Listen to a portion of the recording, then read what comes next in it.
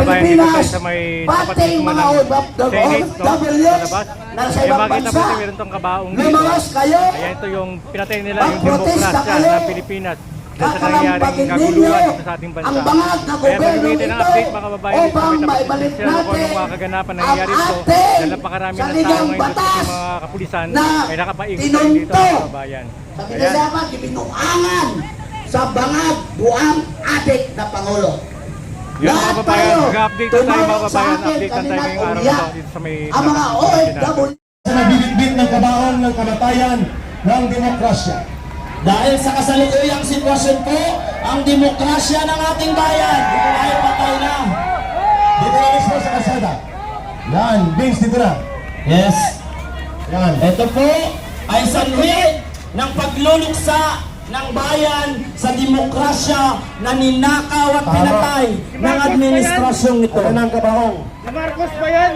Okay mga kababayan, ibinalik po namin dito nila Vince at ng ating grupo ang simbolismo ng pagkamatay ng demokrasya.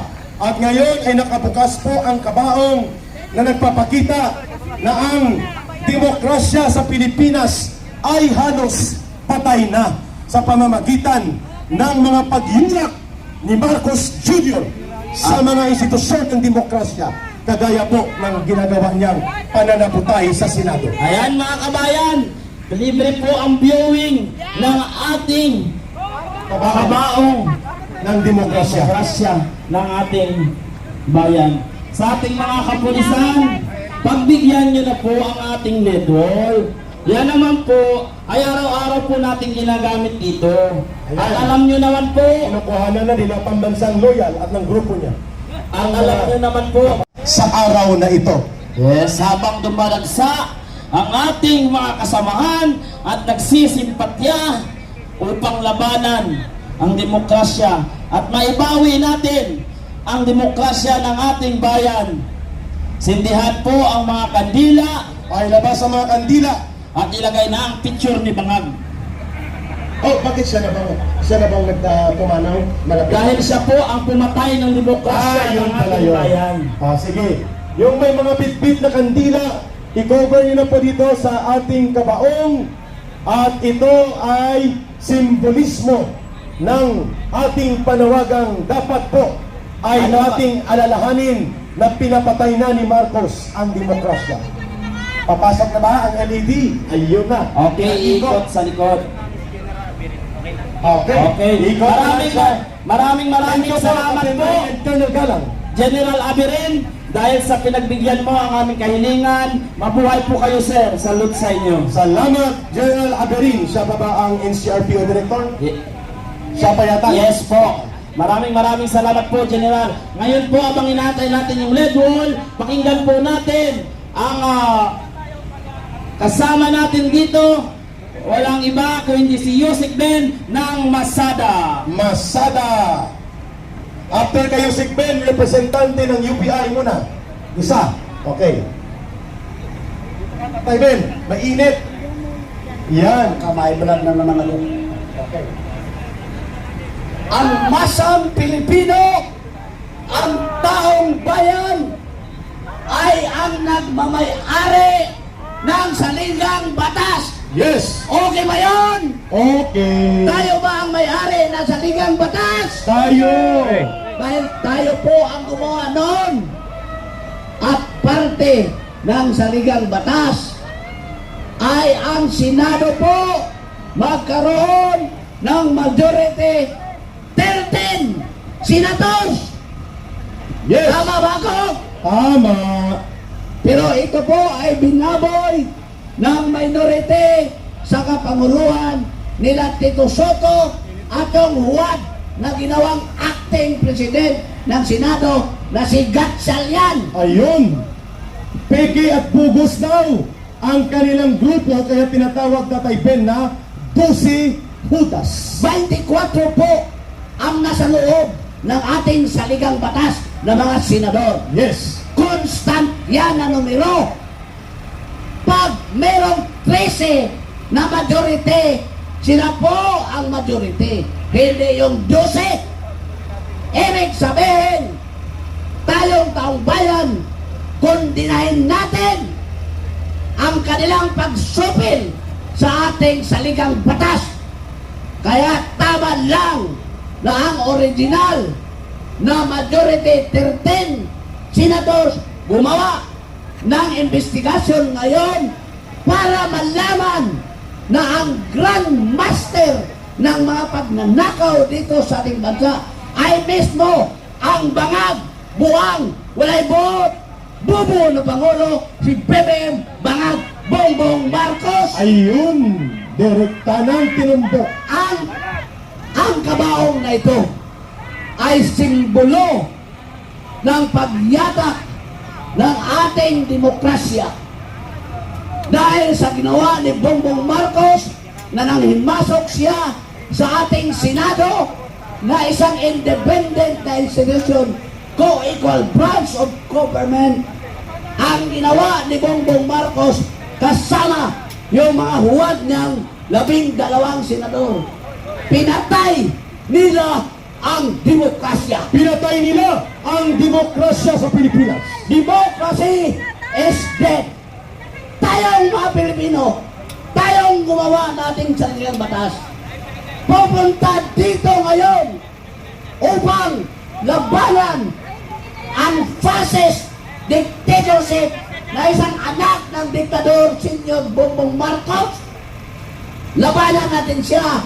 At dito sa Senado, umpisahan natin ang people power para mapagsak natin ang bangag na Pangulo na siyang pasimono sa mga kagaguhan sa bansang ito. People power sa labas ng Senado. People power sa labas ng Senado.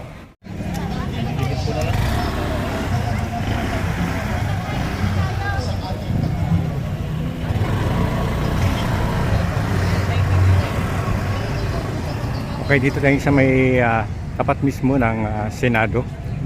May makita po natin, napakarami pong kapulisan tayo, napaikot sila, no, sa mismo sa may tapat mismo ng Senado. At dito po makikita po natin napakarami pong supporter, no,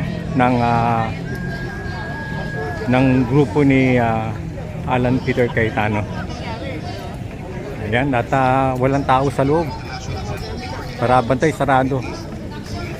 Kaya lalakarin na sa may bandang muna para makita po natin kung gaano karami yung tao ngayon dito. Mismo sa may tapat mismo ng Senado.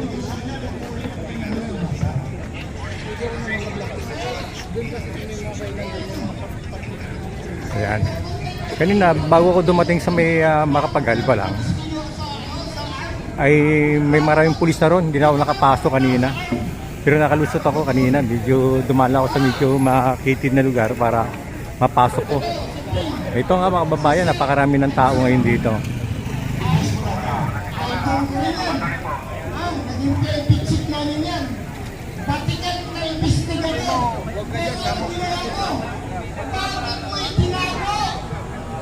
Ayan, ikot lang natin yung camera para makita po natin, ano.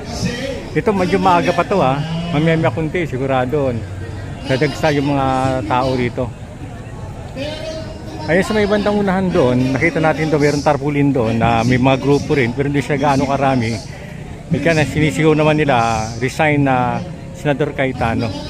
Pero dito, kaya hiwalay sila kasi dito pro Duterte supporter dito, mga kababayan.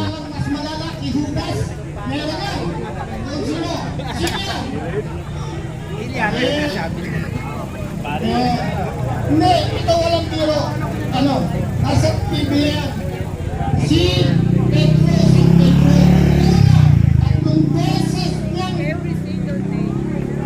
itinagwa. Itinagwa. O itinanggi. Tinanggi. Dito sa likod. Bumawi naman. Pero nagsisi siya. Pero mas masawol pa sa ginawa ni Judas. Si Judas, binenta niya lang na ano, siya tatlong beses. Yung, Ito, ito mga kababayan, sa may bandang unahan pa pala yung dami ng tao. Kay San Pedro. Pero mas maganda kung sa Judas na lang. mas masawol pa nga. Yan, silipin natin, akit tayo sa may, dito para makita na sa may tawid ng kalsada kung ano yung update natin dito. Sobrang huli, magsisisi yan. Ayan na. Kami mga nag-join na General Taos. Hayaan na natin General Taos. Si San Pedro sa mga sabongero. Paborito ni atong namin. Si San sa nabilibit ng kabaong ng kamatayan ng demokrasya. Dahil sa kasalukuyang sitwasyon po, ang demokrasya ng ating bayan ay patay na. Dito na mismo sa kasada. Yan, Vince, dito na. Yes. Yan. Ito po ay sanhi ng pagluluksa ng bayan sa demokrasya na ninakaw at pinatay ng administrasyong ito. Ano ng kabaong? Marcos ba yan? Okay mga kababayan, ibinalik po namin dito nila Vince at ng ating grupo ang simbolismo ng pagkamatay ng demokrasya. At ngayon ay nakabukas po ang kabaong na nagpapakita na ang demokrasya sa Pilipinas ay halos patay na sa pamamagitan ng mga pagyulak ni Marcos Jr. sa mga institusyon ng demokrasya, kagaya po ng ginagawa niyang pananabutay sa Senado. Ayan mga kabayan, libre po ang viewing ng ating kabaong ng demokrasya. demokrasya ng ating bayan. Sa ating mga kapulisan, pagbigyan nyo na po ang ating lead roll. Yan naman po ay araw-araw po natin ginagamit dito. At alam nyo naman po, Kinukuhanan na nila pambansang loyal at ng grupo niya. ang alam nyo naman po,